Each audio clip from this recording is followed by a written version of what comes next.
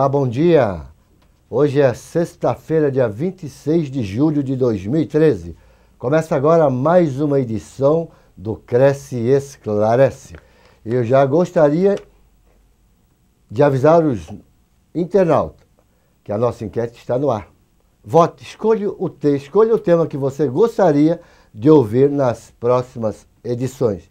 E hoje nós vamos repetir o tema da semana passada, porque muitos corretores ficaram com dúvidas. E para que todos os corretores fiquem bem esclarecidos, nós novamente convidamos, e ela aceitou estar aqui conosco no nosso estúdio, a doutora Maria Regina de Castro Busnello. Doutora Maria Regina, muito obrigado mais uma vez por sua participação no nosso programa, para esclarecer os internautas sobre as dúvidas de venda, cuidado na hora de vender imóveis em construção e a regularização da documentação. Bom dia, em nome do presidente Viana e toda a sua diretoria, Maria Regina. Bom dia, e eu é que agradeço o convite para estar aqui novamente. Muito bem, e está valendo. Mande a sugestão do tema que você gostaria que o Cresce Esclarece apresentasse a todos os corretores brasileiros. Os temas que foram escolhidos, nós vamos encaminhar para a pessoa um DVD contendo as 5 edições do Cresce Esclarece, para que você dê avaliação, para que você possa saber um pouco mais sobre a questão de avaliação.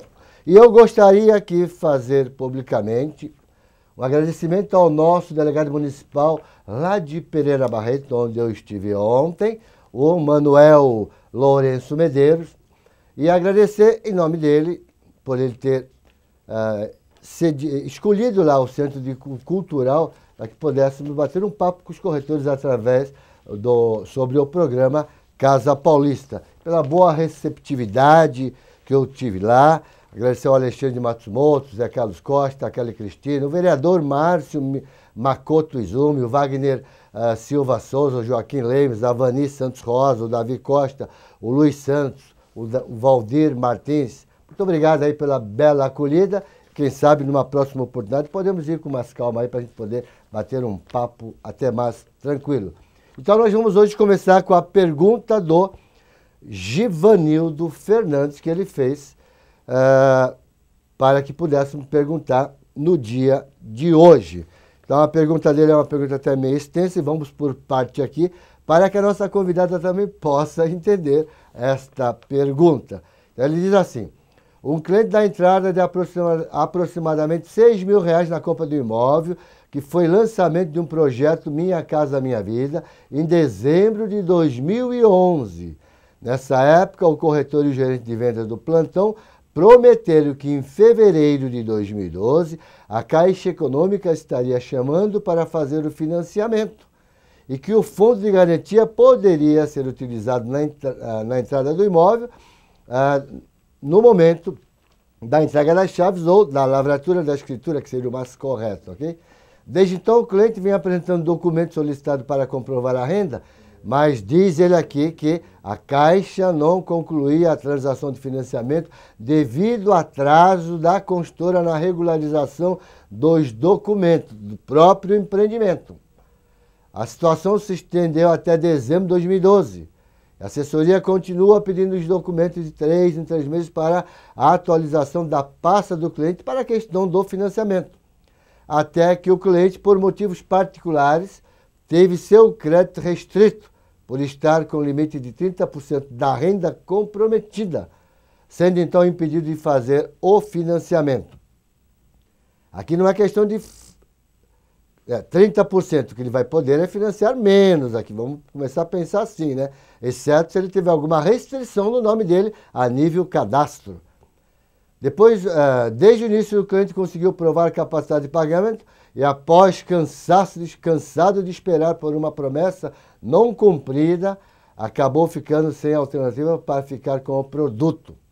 A consultora, desde então, sempre enviou o boleto de pagamento do condomínio para o cliente, porém, não entregou o produto.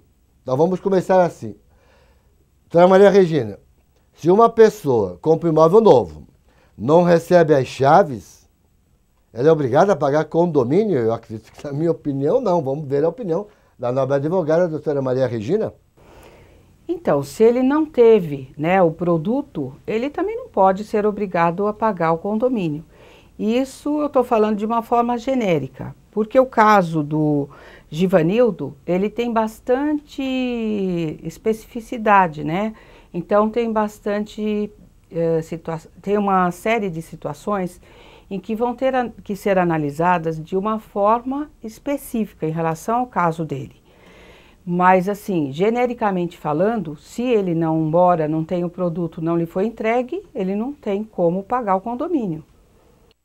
Ele também pergunta aqui, doutora Maria Regina, o valor que este cliente pagou, né, segundo a informação dele, o SAC, Serviço de Atendimento ao Consumidor da construtora, diz que não vai devolver. Eu acredito que ele deverá entrar com uma ação para poder restituir o que ele valou, afinal das contas, foi descumprido um contrato pelo prazo de entrega, né? Exatamente. Então, o contrato dele, o caso dele, tem que ser analisado com as peculiaridades, né? Se realmente não houve a entrega, ele tem o direito de receber, de ser ressarcido e receber de volta toda essa quantia que ele pagou, tá? Mas para isso, realmente, ele precisa de um advogado para poder entrar com uma ação, para poder discutir toda essa situação. Nós temos aqui já uma pergunta, podem mandar as suas perguntas, basta clicar aí, fale com a TV Cresce. Encaminhe sua pergunta que ela será respondida aqui pela nossa convidada. É o Isaac Pizarro. Uma construtora atrasou em 2 anos a entrega de um apartamento. 2 anos? Ocorre que nesse meio tempo o comprador veio a falecer antes de ser efetuado o respectivo financiamento imobiliário, o que certamente daria à viúva a quitação do respectivo imóvel. O que a viúva deve fazer neste caso? Eu estou entendendo. Então, se ele tivesse, se a construtora tivesse cumprido o prazo da entrega, a pessoa teria feito o financiamento e com já financiamento feito, ele viria a falecer, o seguro iria cobrir, não é? O MIP, morte e invalidez permanente, iria cobrir e a viúva iria ter esse imóvel quitado, óbvio, desde que se ela não estivesse participando na comprovação de renda. Agora, nesse caso, perguntar para a Maria Doutora Regina, eu acho que como não fez o financiamento, eu não sei, teria que entrar com uma ação contra a construtora, pegar o dinheiro de volta, não sei como é que seria, se teve problema, não vai caracterizar perdas e danos, eu acho que não, né, porque não chegou a fazer o financiamento. Bom, eu acredito que, como não foi entregue o produto, ele poderia sim entrar com uma ação, né, e discutir essa situação do atraso da entrega da obra, mas em relação ao financiamento, era um evento futuro, que não aconteceu. De qualquer maneira, ele pode sim acionar a empresa pela não entrega da obra e isso vai ser discutido numa ação pertinente. Nesse caso, doutora Maria Regina, a pessoa provar documentalmente que lhe causou prejuízo, ela poderá ser ressarcida também, né? Com certeza. Se ele comprovar os prejuízos que ele teve, né, em toda essa situação, pode sim. Tem uma pergunta aqui que ela vai sair um pouquinho fora, mas como a doutora Maria Regina ela é especialista na área imobiliária, vamos fazer essa colocação, mas é uma pergunta até não muito complicada. Está falando aqui de locatário terá direito de preferência na compra do imóvel, mesmo não tendo o contrato da locação registrado na matrícula. Eu acredito que basta ter esse contrato, né? Ele tem o direito de preferência pela Lei 8.245. Não é isso, doutora Maria Regina? Então, o locatário vai ter sim o direito de preferência, né? E sempre é bom atender esse direito para evitar problemas futuros. Às vezes, ser locatário, no caso, por exemplo, dos imóveis da Caixa, em que a pessoa acaba praticamente invadindo, morando lá, a Caixa toma esse cuidado de primeiro oferecer para essa pessoa. Deve estar correto, né, doutora? Sim. É melhor evitar, né, que posteriormente a pessoa venha reclamar. Então, deve-se respeitar o direito de preferência. Nós temos aqui o Paulo Ávila, que também já havia anteriormente nos encaminhado esta questão. Em um pré-lançamento, ali entre parênteses, sem o registro da incorporação, é permitido cadastrar cliente para futura compra? Neste caso, sim. Cadastro de cliente. Vender, não. Isso é muito importante, somente cadastrar o cliente. E, às vezes, uma consultora pode até fazer um tipo de uma pesquisa no local para ver se aquele empreendimento vai ser bem aceito. Nada impede disso, ok? Então, sem problema nenhum. E nós temos também já a pergunta da Maria Cristina, que nos encaminhou anteriormente, que ela pergunta aqui: o INCC é cobrado somente em caso de financiamento pela construtora? Correto. É aquele prazo antes do financiamento. Seria aquela entrada parcelada que normalmente a construtora corre atrás do melhor índice, é o Índice Nacional da Construção Civil, né? Ela pergunta: no caso de pagamento de parcela da entrada e saldo financiado, a consultora pode cobrar a correção do INCC sobre o valor pago como entrada? Olha, dá um exemplo. Valor total do imóvel, 160 mil, sendo 20 mil de subsídio, que a pessoa teria direito de ser dentro do programa Minha Casa Minha Vida. 60 mil pagos de entrada, mais ou menos é um exemplo, e 80 mil financiados. Então, deve pagar a correção do INCC da parcela da entrada? Não. O que ela pagou não pode ser mais corrigido, mas todo o saldo vai ser corrigido. Isto é o meu entendimento. Nada melhor do que a doutora Maria Regina para nos explicar sobre isso aí. Então, o INCC, ele mede a inflação do setor da construção civil e ele reflete com maior fidelidade a variação, né, dos custos das obras. Então, os tribunais têm entendido que não há irregularidade na cobrança, mas como foi dito pelo Gilberto, o que ela pagou não tem que ser corrigido, né? Então ela tem que pagar com a correção aqueles valores que ainda tenham que ser pagos. E aí o INCC não tem irregularidade, pelo menos é o entendimento dos juízes atualmente. Temos aqui uma pergunta do Guerino Gradiloni. Olha, isso eu conheço, hein? Nosso delegado municipal lá de Peroíbe. Bom dia. Ele faz também uma pergunta de aluguel, doutora Maria Regina. O aluguel a vencer e seguro fiança de acordo com a lei do inquilinato constitui duas garantias. O que pode causar acordo com a lei ao locador? Seguro fiança de acordo com a lei do inquilinato, constitui duas garantias. O aluguel a vencer e seguro fiança de acordo com a lei. Não deu para entender bem a pergunta, a senhora entendeu? Bom, o que acontece? Não podem ser exigidas duas garantias, então tem que ser exigida uma garantia. No caso, se tiver seguro fiança, a pessoa já vai ter a garantia, né? E está previsto também na lei de locação. Acredito que seja dessa maneira que ele tenha perguntado. Qualquer dúvida, Guerino, você pode novamente encaminhar, dando até algum exemplo para que possamos esclarecer melhor se não foi sanada a sua dúvida, ok? Vamos fazer uma pergunta aqui sobre honorários do corretor de imóveis. Honorários contratados, doutora Maria Regina, da seguinte forma: honorário total, 6%, né? Sendo pago 3% na assinatura do instrumento particular e o saldo na assinatura do escritor. Isso aí seria na venda de um empreendimento. Lembrando que o saldo a construtora normalmente corrige, né? Então, e esse 3% do saldo da imobiliária, a imobiliária, se não tiver no contrato, mesmo assim não tendo no contrato, ela poderá cobrar esse 3% de acordo com aquele saldo já corrigido da construtora, que vai cobrar do cliente. Ele pode cobrar sobre os 3% sobre o valor do saldo já corrigido, mesmo não tendo no contrato de prestação de serviço entre a construtora e a imobiliária? Tá. Acredito que quando ele coloca em porcentagem, esses 3% nós possamos cobrar sobre o atualizado, por ser porcentagem, né?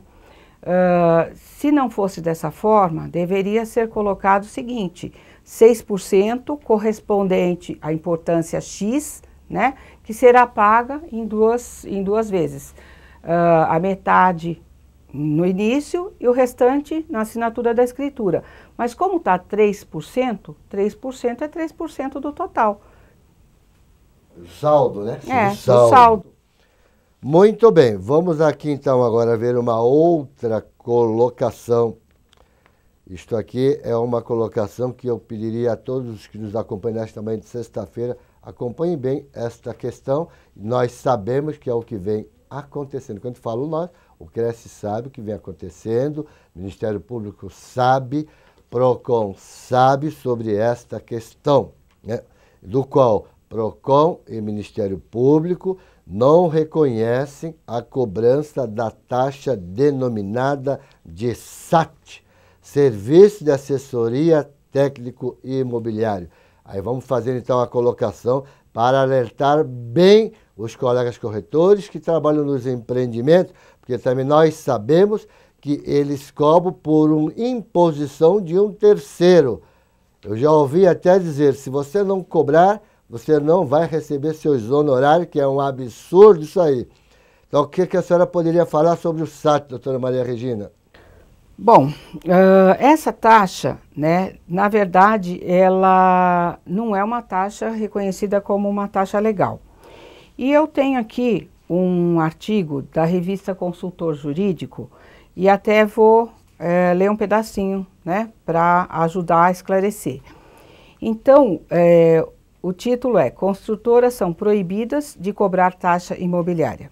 A Justiça Paulista decidiu proibir construtoras da região do ABC a incluir taxas obrigatórias por assessoria imobiliária em contratos, dentre outras cláusulas abusivas. De acordo com a decisão da 7ª Vara Civil de São Bernardo do Campo, do dia 17 de maio desse ano, tá? É recente. As companhias devem pagar multa de 50 mil em caso de descumprimento. E essa ação foi proposta pela Promotoria de Justiça do Consumidor da cidade. E o que eles estabelecem é o seguinte, né? A cobrança é simplesmente imposta aos consumidores sem consentimento informado e independentemente de qualquer contraprestação.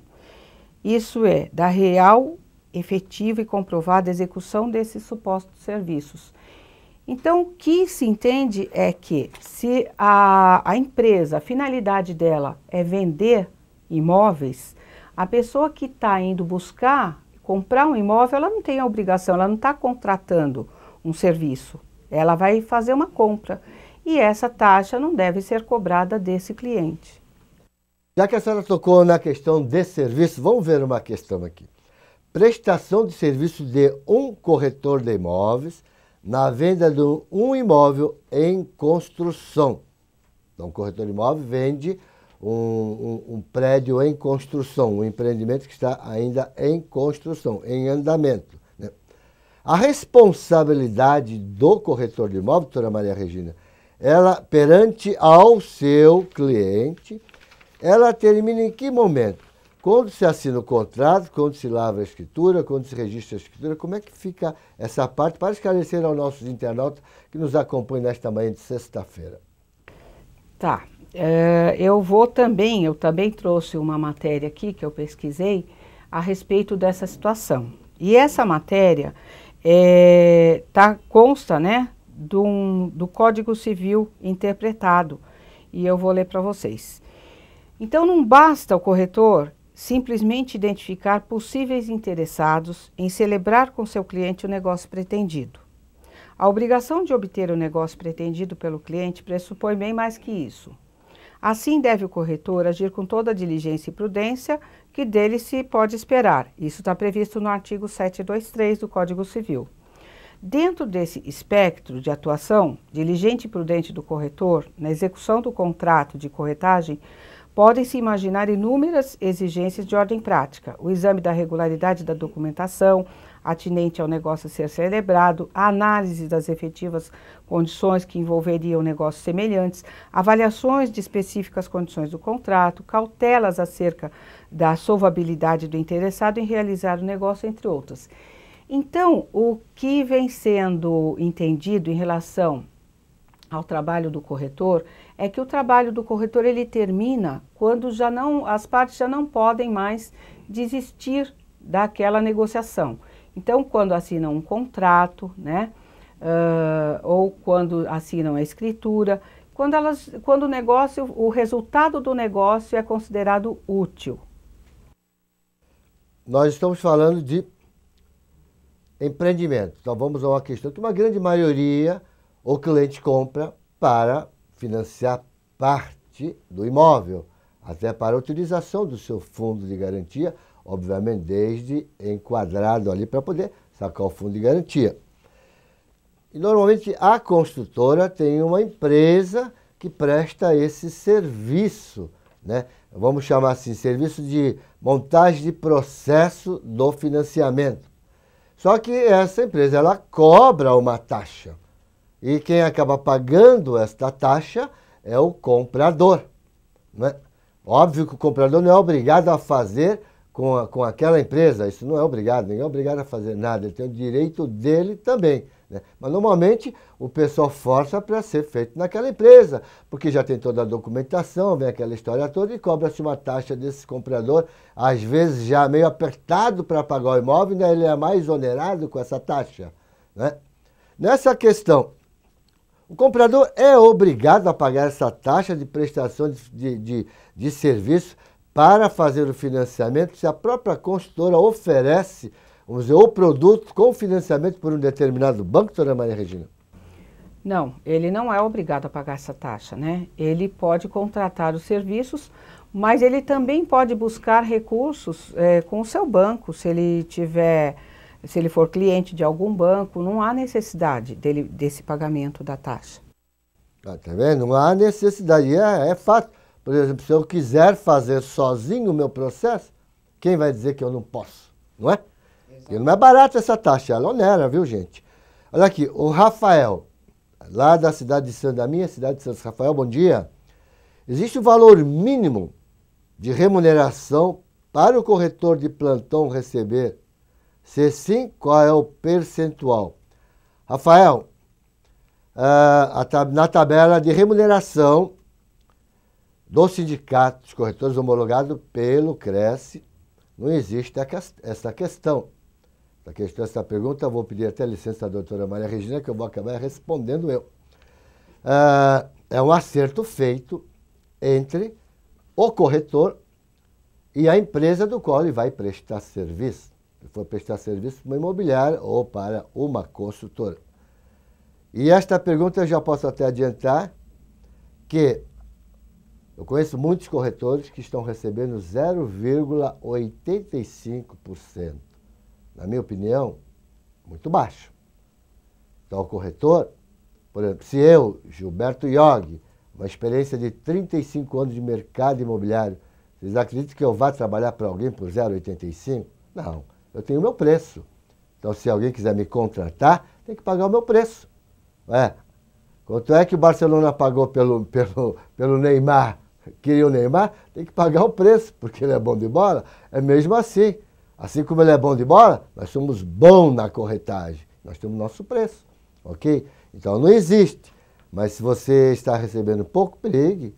Vá procurar quem lhe pague mais, de acordo com a sua experiência, capacidade, que você pode cobrar sem problema nenhum. Mas não existe uma tabela, viu, Rafael? Vamos ver se temos aqui alguma outra pergunta. Me parece que não entrou, mas eu tenho aqui uma colocação aqui para fazer. Doutora Maria Regina aqui. A construtora responsável pelo empreendimento, pela obra em si, né, perante ao seu comprador por um período de quantos anos? Nós sabemos que não são pelo empreendimento como um todo, né?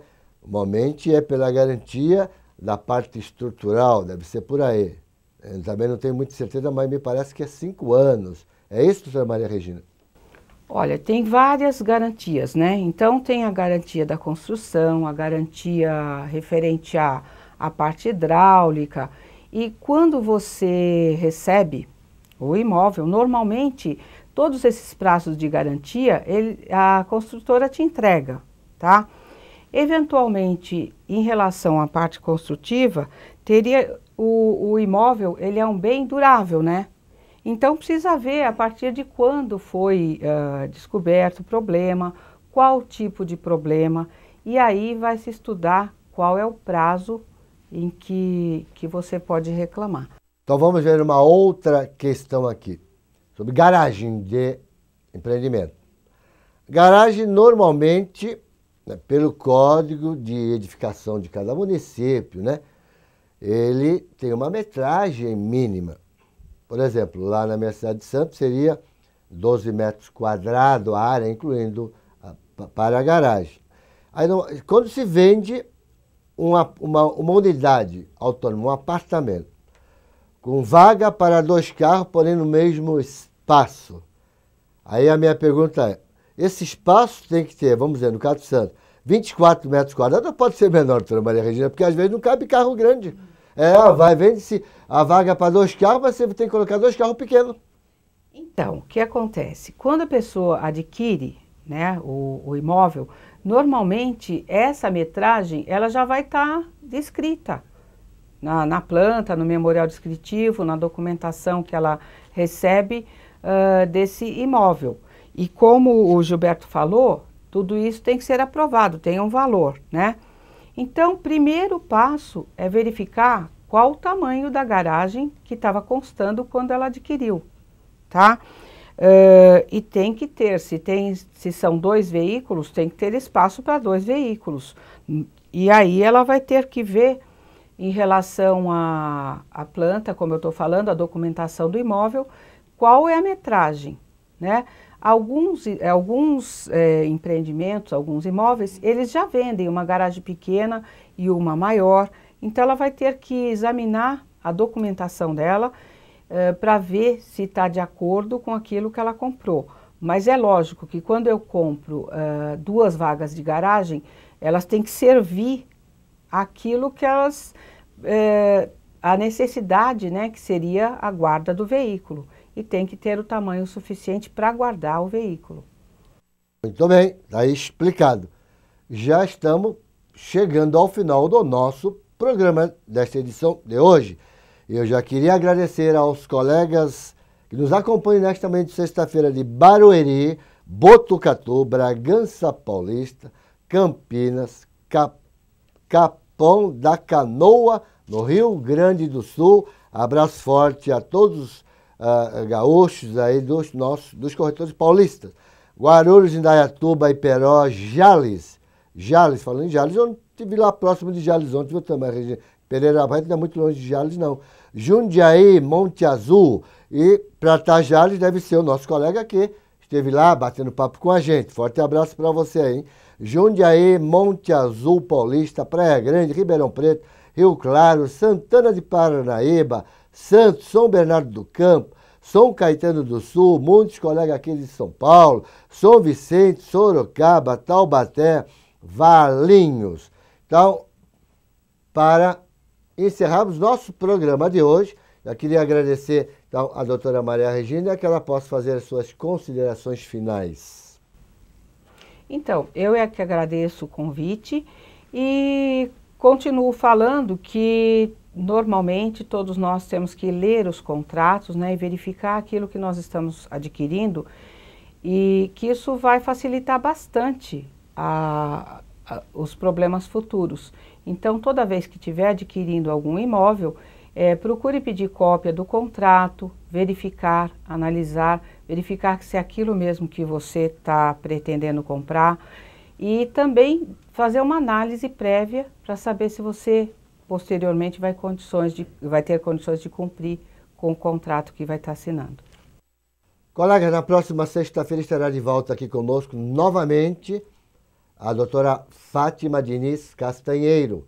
Por quê? Porque houve muitas questões, muitas perguntas sobre o tema dela, e ela vai estar aqui esclarecendo a todos os internautas sobre o tema que nós vamos novamente voltar com a doutora Fátima Diniz Castanheira. E quero agradecer a carona que vocês nos deram nesta manhã de sexta-feira, e desejar um bom final de semana, embora com muito frio, um bom final de semana, um faturamento maravilhoso, conforme você quer e você merece. Porque corretor de imóvel trabalha sábado e domingo, se trabalha sábado e domingo, precisa faturar, não é isso? Então eu vou desejar muito sucesso para você, espero você na próxima sexta-feira. Até lá, tchau!